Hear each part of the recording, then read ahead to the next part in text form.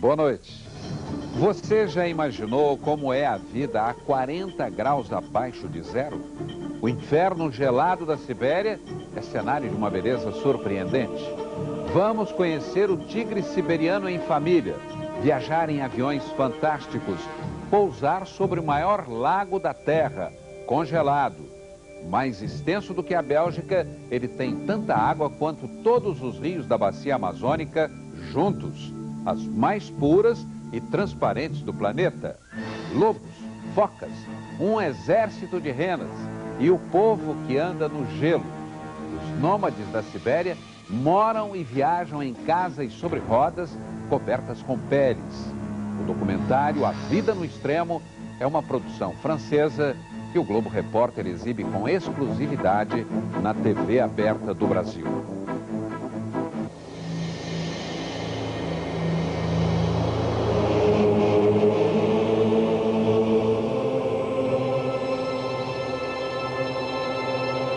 Um chão de cristal a perder de vista.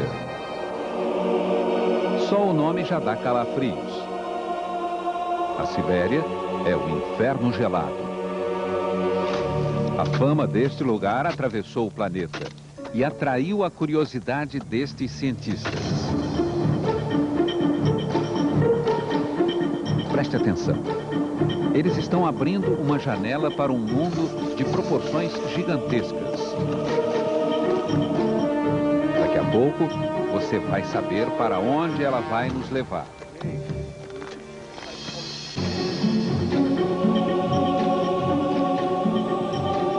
Uma estranha sombra se move sobre o gelo.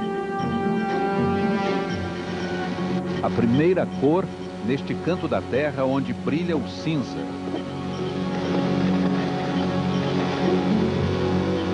Nikolai Lô está chegando.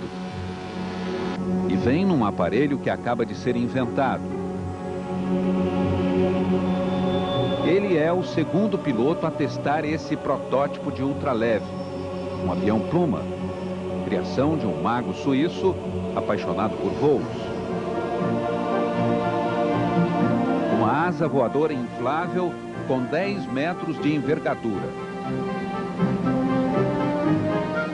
Para ela ganhar altura, bastam 15 minutos. Nikolai não poderia desejar pista de testes mais perfeita. O Lago Baikal, coberto de gelo, é maior do que a Bélgica. Suspenso no ar, nosso aventureiro tem uma única referência visual para pousar. O grupo de pesquisadores da Operação Ushuaia.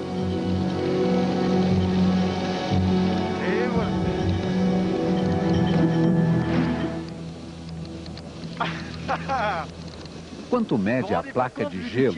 Ele pergunta assim que pousa. 40 centímetros, respondem os especialistas. Então não é muito espessa, diz Nikolai. No auge do inverno, ela chega a 2 metros. É por isso que eu cheguei a ver água em transparência. Em alguns pontos, em tons que passam pelo azul marinho profundo. Às vezes, são águas negras e placas de neve de um azul celeste. É um mosaico. É magnífico. Mas já era hora de pousar, diz Nikolai. No chão é visível. O aparelho é mesmo muito leve, quase voa sozinho. O que mais impressionou o pesquisador? A dimensão do Baikal, o lago que bate todos os recordes. É o mais antigo de todos, 23 milhões de anos. O mais profundo, 1.600 metros. 630 quilômetros de comprimento. 80 quilômetros de largura. Ele guarda a maior e a mais pura reserva de água doce do mundo. O mesmo volume do conjunto de águas da bacia amazônica. Do ponto de vista biológico, nenhum outro lago do mundo tem tanta diversidade. Nikolai vai mergulhar nesse planeta vivo que pulsa sob a placa de gelo. Mas antes de acompanhar essa aventura de alto risco, vamos viajar para o extremo oriente da Sibéria. A taiga coroa o alto do nosso planeta. Compõe 1/4 das florestas enraizadas sobre a Terra. Estas árvores adaptaram-se aos incríveis rigores do tempo. Aqui, os termômetros dançam entre os 50 graus negativos no inverno e, às vezes, mais de 30 graus no verão. Território de lendas, como a de Dersul Zalá, o caçador que nunca atirava nos tigres, de tanto que os venerava.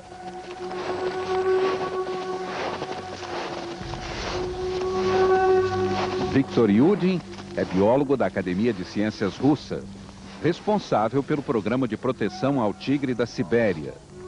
Vivos, restam apenas 400. Há 10 anos, Viktor salvou das balas dos caçadores 2 bebês tigres. E eles se reproduziram em semi-liberdade. 2 tigrinhos nasceram na primavera. E o biólogo os vê crescer, observando os cuidados e a educação dada aos jovens por uma mãe atenta e paciente.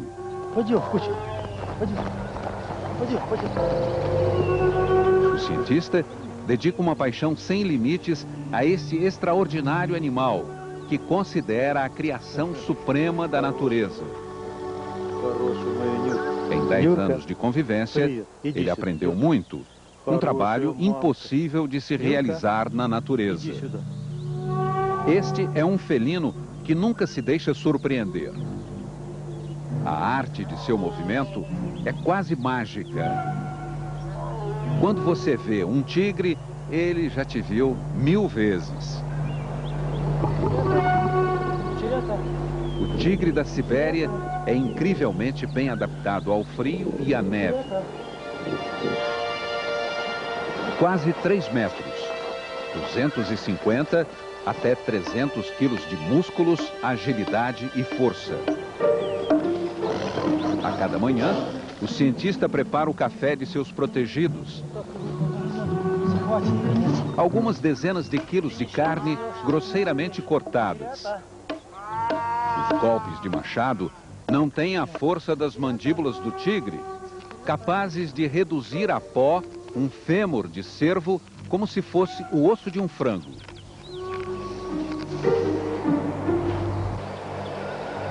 Depois da refeição, o tigre faz a sesta. Não antes de rolar pela neve. Para os jovens, tudo é motivo para brincadeiras, nem sempre amigáveis. Esta também é uma forma de adquirirem os reflexos e as técnicas de ataque que vão precisar na vida adulta. Os tigres de Viktor ainda podem brincar.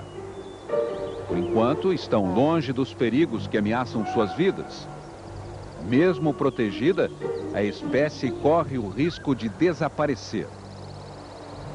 A caça nunca parou. E as grandes florestas da Sibéria estão desaparecendo pelas multinacionais da madeira. O felino mais poderoso e mais bonito corre o risco de só existir em cativeiro e morrer definitivamente de tédio.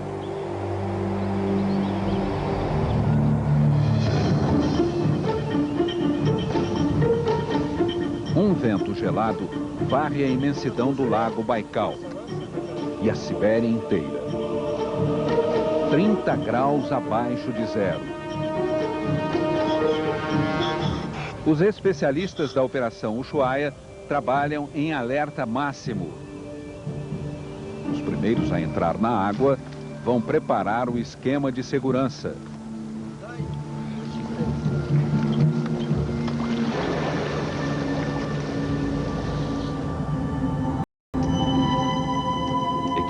De alpinistas. É preciso fixar bem o ponto de entrada e saída. Os mergulhadores devem navegar ligados a um fio. Esse tipo de mergulho traz uma sensação estranha. É como se deslocar numa outra dimensão.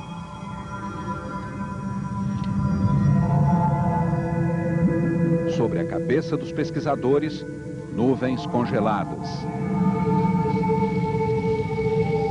A camada inferior da placa de gelo é modelada pela correnteza. Em alguns trechos, produz lâminas mais afiadas do que uma placa de vidro. Para fixar o equipamento, é preciso chegar à camada compacta de gelo. O trabalho é exaustivo. O frio adormece os músculos e torna lentos todos os movimentos.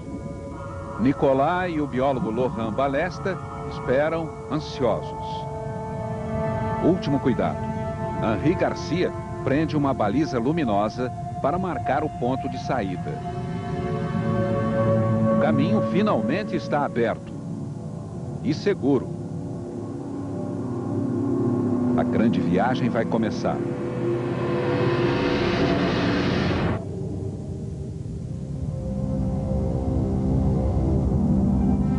A crosta espessa que cobre o lago é absolutamente transparente. Não é difícil ver o homem andando na superfície. A excepcional pureza da água e a transparência do gelo permitem que a luz penetre até 40 metros de profundidade. Logo nos primeiros metros, florestas de esponjas verdes. Uma espécie que só existe aqui na Sibéria. Vestígios do passado. Elas praticamente não evoluíram desde a era terciária. A linda cor verde é gerada pela presença de algas simbióticas microscópicas, abundantes no interior dos tecidos da esponja. Mais de 1000 espécies vegetais e 2.500 espécies animais habitam as profundezas do lago. Uma das mais curiosas, o camarão gigante das águas geladas. O gamarus, como é chamado, tem quase 10 centímetros. Nicolai e Laurent estão fascinados com este personagem que parece ter saído de um filme de ficção científica.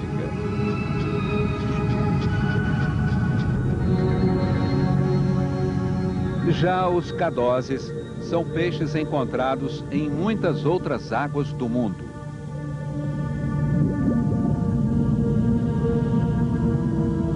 No inverno mais frio, de janeiro até março, eles parecem hibernar. Ficam imóveis, protegidos sob as pedras, como se estivessem anestesiados. Os únicos ativos são os de asa amarela. É nesta época que eles cuidam dos ovos, até a eclosão nos primeiros dias de sol. Quase congelados, depois de 45 minutos de mergulho, Nicolai e Laurent voltam para a superfície. E um mamífero inesperado também retoma sua respiração. Mas que aparelho é este?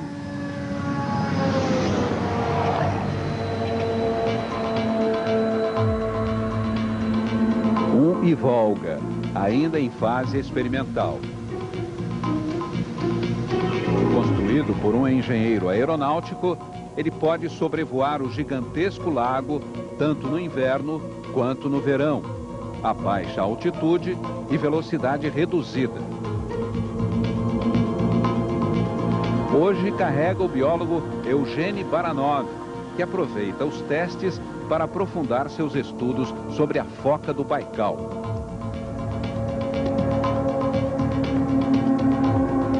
Encontrar estas pequenas criaturas na imensidão do lago equivale a procurar uma agulha num palheiro.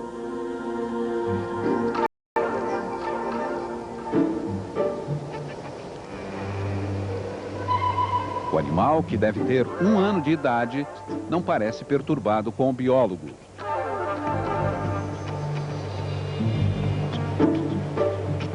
Com paciência, cientista vai anotando hora e lugar do encontro. E as medidas. Com um aparelho especial, verifica a espessura da gordura sob a pele. Quase 4,5 centímetros, sinal de boa saúde. Está tudo bem com esse jovem, que aproveita o buraco feito por um pescador para voltar à água. Nos subterrâneos, o Baikal ainda guarda grandes segredos. O reino do lobo e um povo que anda no gelo e mora em casas sobre rodas. Veja a seguir.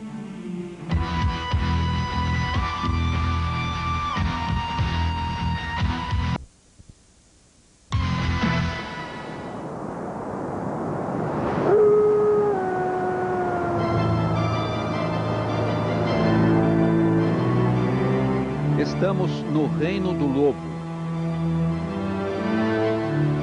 Grande, forte, astuto. Ele chega a pesar 65 quilos. E não se importa com o frio. É protegido por seu pelo espesso. A rena é sua vítima favorita. O lobo caça em família. A alcateia é coerente. Hierarquizada, dirigida sem falhas por um casal dominante que não suporta qualquer contestação.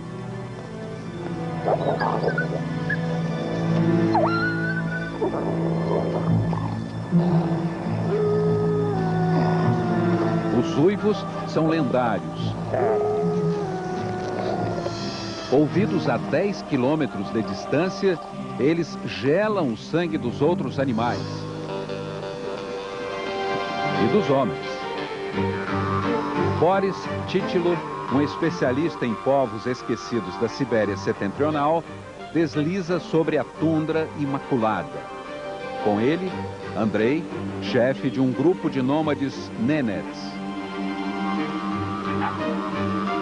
Antigo professor da Universidade de Leningrado, ele passou anos com os povos da civilização da Rena. Gente que aprendeu a se adaptar à extrema rispidez da natureza deste ambiente. Neste Saara gelado, onde a noite briga com o dia durante o longo inverno, sobrevivem 35 mil Nenets. 7 mil permanecem autênticos pastores nômades. Homens, crianças, mulheres e animais ajustaram-se a esta rotina totalmente calcada na natureza. Uma natureza que não facilita a vida deles, mas que lhes dá tudo o que precisam. Nicolás viaja num pequeno Antonov 2. Durante o regime soviético, ele abastecia os povos siberianos perdidos na taiga e na tundra. Ao seu lado, 2 jovens Nenets. Eles estudam na pequena cidade de Dudinka, a 2 ou 3 dias de caminhada de suas famílias nômades. Já estão sentindo o cheiro de casa, hein? Brinca Nicolás. Estamos trazendo para casa representantes destes povos perdidos na imensidão do norte siberiano. Como estes homens e mulheres puderam resistir a climas tão hostis?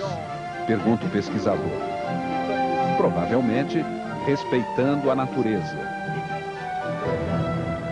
Cada povo ocupou seu território. A civilização da foca se estendeu pelo norte até os Inuits. Os Nenets são considerados como a civilização da rena. Outros ficaram na floresta e permanecem caçadores.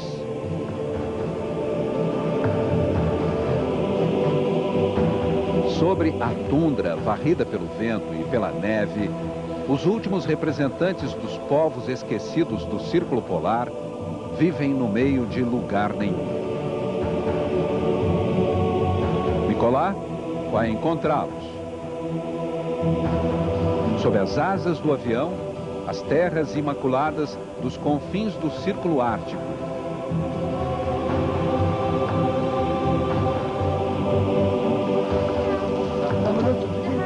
Andrei, o chefe dos Nenets, ouve o avião se aproximar. Homens, mulheres e crianças estão reunidos para esperar este acontecimento na vida do campo.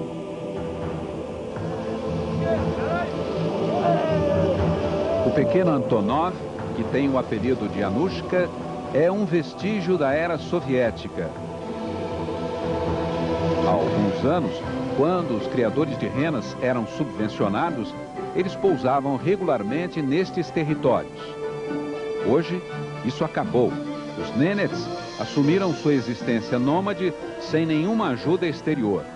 Mas agora, eles são apenas 1/5 do que já foram.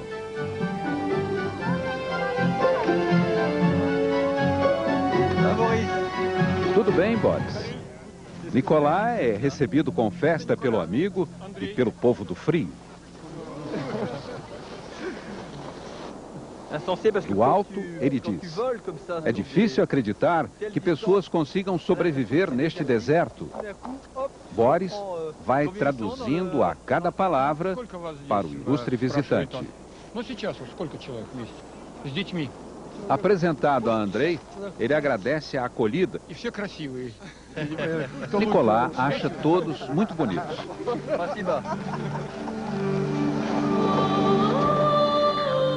Andrei mostra a Nicolas o balok, a barraca construída sobre rodas que ele irá compartilhar com Boris e um dos homens do grupo. O Antonov já decola, abandonando a tribo na solidão da tundra. Enfiados em seus malitsa e sovik, estes longos casacos e luvas feitos de uma pele dupla de rena e com grandes botas no mesmo estilo, crianças e adolescentes se preparam. O grupo vai levantar acampamento. A viagem foi anunciada na noite anterior. Este evento dá ritmo à vida da pequena comunidade. Andrei apanhou um laço trançado com 3 finas cordas. Quando ele se aproxima, uma parte da manada se espalha. Seu olho experiente localiza imediatamente os animais fortes, os mais valentes. Cada um sabe o que fazer. Em 3 horas, a pequena comunidade, formada por 12 adultos e 12 crianças e adolescentes, está preparada. 2.000 renas prontas para partir. E são muitos os preparativos para deslocar o acampamento, diz Nicolas. Podemos ver como os Nenets sabem usar todos os recursos que as renas oferecem. Eles se alimentam delas e usam as peles para se proteger do frio. Todos agasalhados, não há mais o que fazer. A grande travessia pelo deserto branco está para começar.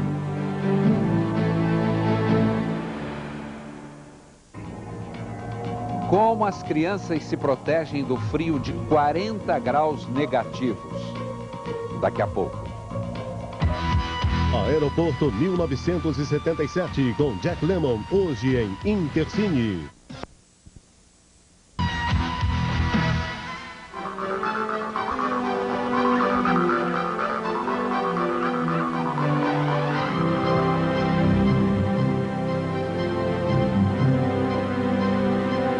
Parece o caos. Mas a partida dos Nenets segue regras e ritos e uma hierarquia respeitada por todos. Ça fait presque trop d'émotions simultanées. São muitas emoções ao mesmo tempo, diz Nicolas.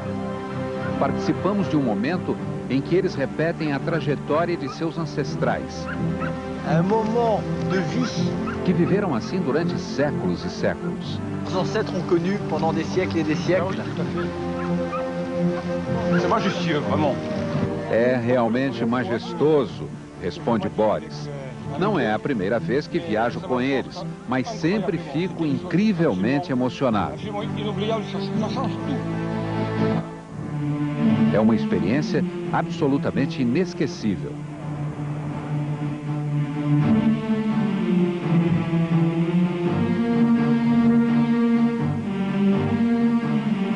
A imagem da caravana impressiona. Estes homens e mulheres avançam pelo deserto gelado, carregando tudo o que têm. E o que eles levam é tudo o que precisam para viver. Aqui percebemos que é possível viver apenas com o essencial, observa Nicolas. Quando olhamos para a natureza, ela nos manifesta uma indiferença absoluta. Se há homens na terra que merecem seus territórios, são estes. Simplesmente porque não tentaram controlar a natureza. Eles se submeteram a ela, usando todos os seus recursos sem o menor desperdício.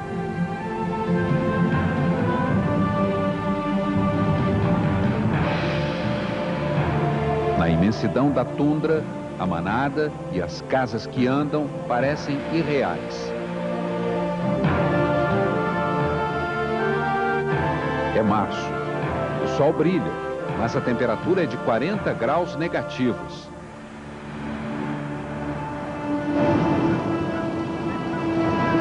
A caravana atravessou 15 quilômetros em 4 horas. Andrei dá a ordem para parar. A manada imediatamente procura sua comida sob a neve. As renas se alimentam do líquen, uma vegetação que não renasce no chão pisoteado. E é por isso que os nenets precisam mudar o lugar de seu acampamento a cada 3 dias. É preciso observar os animais, porque os lobos estão cada vez mais presentes na tundra. As crianças descem dos trenós e são levadas para um abrigo quente. Os baloks, forrados com uma dupla peliça de rena, são cabanas móveis copiadas dos Dolgans, outro povo nômade do Círculo Ártico. Victor, 14 meses, tem os olhos bem abertos. Não perde uma migalha do espetáculo que o cerca. Muito atentas, as mães cuidam para que as crianças não passem frio durante a travessia. Ficar imóvel durante 4 horas em temperaturas como esta é muito perigoso.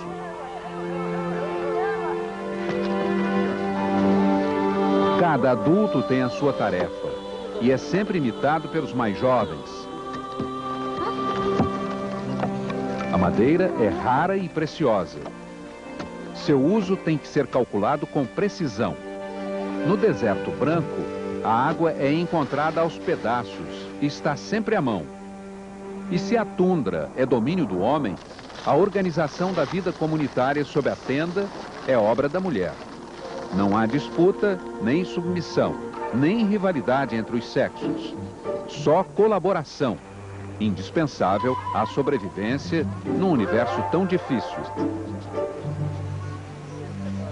O nome dado à tenda é Nenema, significa o verdadeiro habitat. A lareira é a primeira coisa a ser instalada. Depois, as longas varas de bétula cravadas em círculo no solo e amarradas ao cume. 3 delas seriam habitadas por um espírito protetor. O conjunto é recoberto por um par de pele de renas. E a tenda está pronta para abrigar a reunião dos nenets e seus convidados. Uma rena é sacrificada. E não só porque Nicolas e Boris estão aqui. A alimentação dos nenets é essencialmente carnívora. Eles comem 1 quilo de carne por dia, além de peixes e plantas, de acordo com a estação. Os melhores pedaços da rena abatida são degustados crus, na hora. Eles se deliciam com o fígado, o coração, as costelas e ainda bebem o sangue. Discretamente, algumas gotas são espalhadas pela terra que alimenta e, portanto, é sagrada. Andrei e seu clã não tem vizinhos. Por isso, cada encontro é celebrado como uma festa. Hoje eles têm chá, trigo e açúcar comprados no mercado há algum tempo. Neste dia de muitas conversas, Nicolas perguntou a Andrei se ele sabia onde ficava a França. E o líder tribal respondeu que não sabia nem onde estava Moscou. Perguntou se quando os filhos iam estudar na cidade, eles voltavam. E Andrei disse que só as mulheres sentiam atração por um outro estilo de vida. Os filhos homens amam a tundra e sempre voltam. O pesquisador perguntou sobre remédios. E Andrei respondeu que, para curar doenças, ele conhecia as plantas.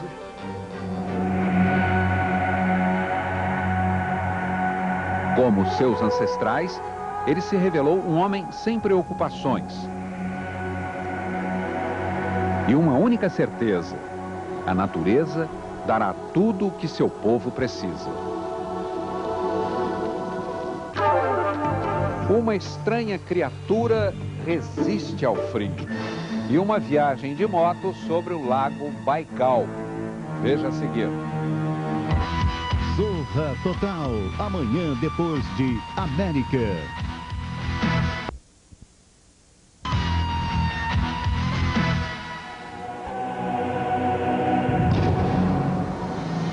Que bicho é este?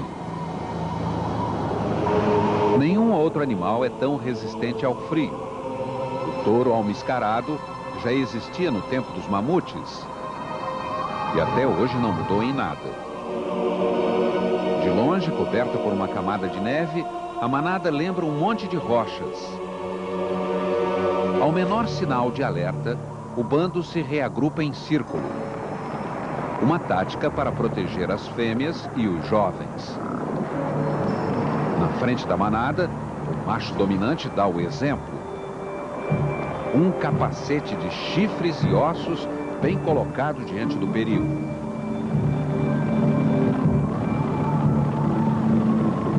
Mas onde está Nicolas? Neste momento, ele e Andrei deixam o acampamento e são seguidos por um curioso e valente companheiro. No inverno, a neve cobre todos os lagos e rios. Andrei esteve aqui há alguns dias para instalar sua rede. E só ele para encontrar o ponto exato onde ela foi colocada. Chegar até o peixe será uma tarefa árdua. Nicolas e Andrei se revezam, até que, finalmente... Não imaginava vida no lago nesta época do ano, diz Nicolas. E olha só quem vem para ajudar.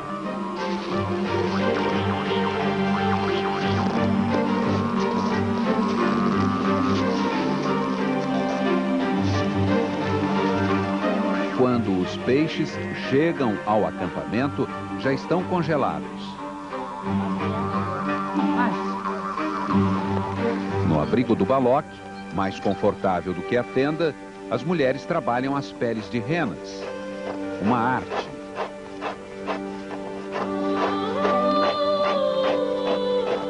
Curtidas, amaciadas, elas são costuradas com muita paciência. Boris faz perguntas e toma notas. Há 30 anos, ele estuda os costumes dos povos siberianos. Fora da tenda, os jovens treinam para jogar o laço. Ensaiam jogos de luta. Encantado com tudo que viu, Nicolas se prepara para mais uma partida. Na vasta Sibéria, ainda há muito o que mostrar.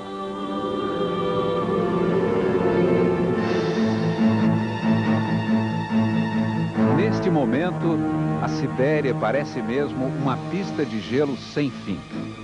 Nicolas e Laurent agora viajam sobre rodas. E no chão, o perigo pode ser maior do que no ar. Este ano a camada de gelo está menos espessa. É preciso muito cuidado com as fendas e com os buracos de saída das focas. Olha ali, fraturas no gelo, diz Nicolas. Se a roda cair lá dentro, estamos mal. O degelo não está longe. É verdade, responde Laurent. E ele explica que esta região deve ter cerca de 100 mil focas.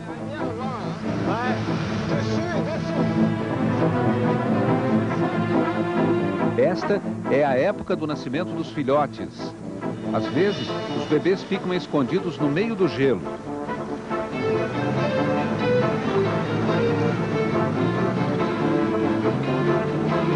Piloto experiente, Nicolas sabe. É preciso evitar qualquer obstáculo.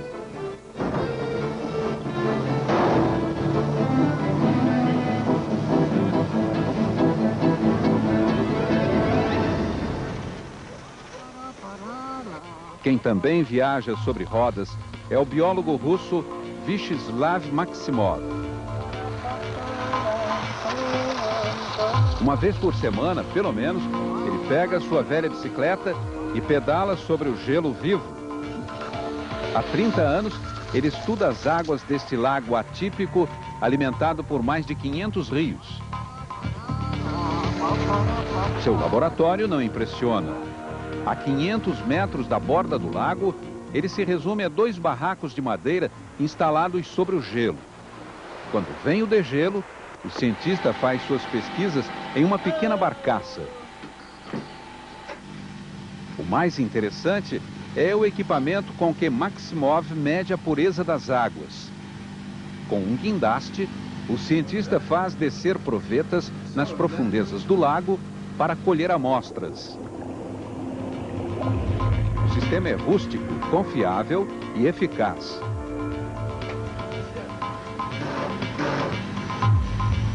O cabo de aço que leva uma pesada barra de ferro na extremidade foi cuidadosamente medido. Maximov fixa uma redoma de vidro vazia e lacrada na altura da profundidade que ele quer analisar. O cientista instala um chumbo corrediço no cabo. Esse chumbo vai despencar em direção ao fundo e quebrar a redoma de vidro a exatos 200 metros de profundidade. A porção de água desejada, então, entra no recipiente.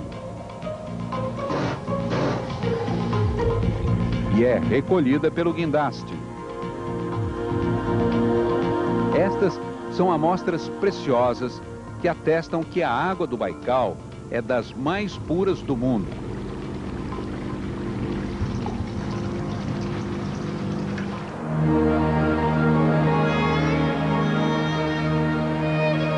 Na margem sudeste do lago, na pitoresca cidade de Listvianka, o instituto que faz as análises diárias. E o museu que guarda todas as espécies do Baikal, da alga microscópica ao omu, o peixe mais recolhido pelos pescadores. O museu é a memória do Grande Lago. E Maximov, o segurança da qualidade de suas águas. Nicolas e Laurent finalmente estão chegando da longa travessia. Dentro de 2 meses, já será possível navegar e não rodar sobre a superfície do lago. Maximov recebe os visitantes com muita alegria. Olá, Nicolas. Maximov. Curiosos, em menos de 5 minutos, Nicolas e Laurent já estão diante de um endoscópio.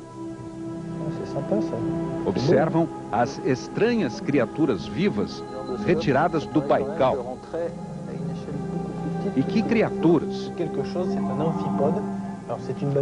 Anfípodes, podes, pés, anfi, diferentes. Os pés diferenciados significam que alguns pés foram feitos para andar, outros para nadar e outros ainda para pegar. Nicolas diz que poucas vezes viu um lugar que seja objeto de tantas pesquisas. E pergunta: como explicar a qualidade quase lendária das águas do Baikal? Elas são muito antigas, filtradas naturalmente milhões de vezes pelas rochas eruptivas que compõem a estrutura do lago. O clima rigoroso também ajuda. Elas são de uma pureza incomparável e de uma transparência única, responde Maximov. Não são atingidas pela poluição? Insiste Nicolas. Não, responde o biólogo. Analisadas há 40 anos, se estivessem poluídas, elas já teriam revelado alguma alteração.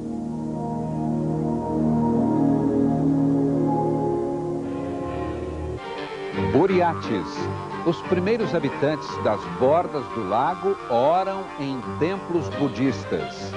Daqui a pouco.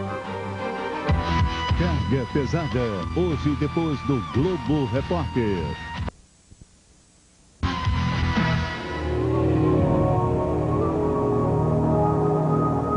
Esta é a região dos primeiros habitantes das bordas do Baikal. Os Buriates cultuam o lago, o mar sagrado da Sibéria, dizem eles.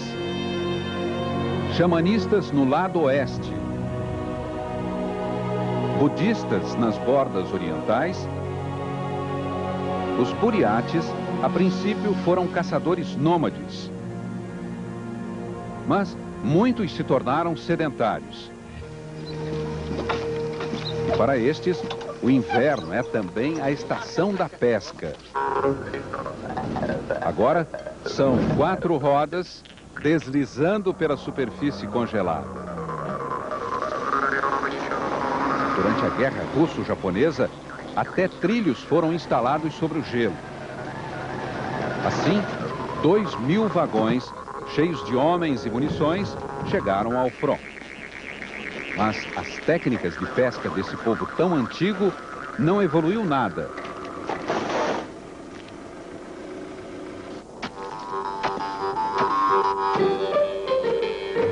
Buracos no gelo. E uma rede presa a uma tábua que flutua. Instalados esses equipamentos tão rudimentares, eles voltam para casa e esperam por uma boa colheita. Um dia depois, voltam. Armam um abrigo para se proteger do frio. E começam a recolher as redes. A pesca não é milagrosa. Mas o Baikal sabe ser grato com aqueles que o protegem.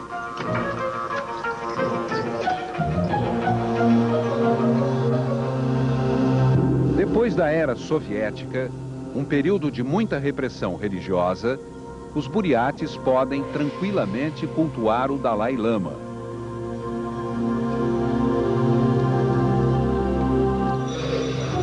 E eles frequentam os templos budistas com muita serenidade. No monastério de Ulan-Ude, formam-se os jovens monges. O número de conventos de lamas cresce.